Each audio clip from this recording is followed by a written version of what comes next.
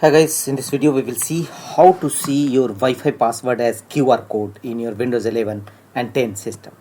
If you want to see Wi-Fi password as QR code, here are the process. Right click on start button and choose settings.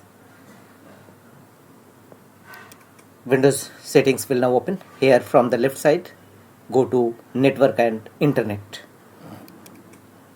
Thereafter go to right side and here you will find your Wi-Fi connection. Click on Wi-Fi. Here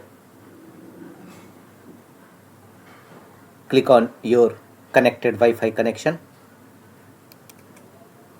and here you will see Wi-Fi network password. Click on show and you can see your Wi-Fi network connection password will available, both the password as well as QR code.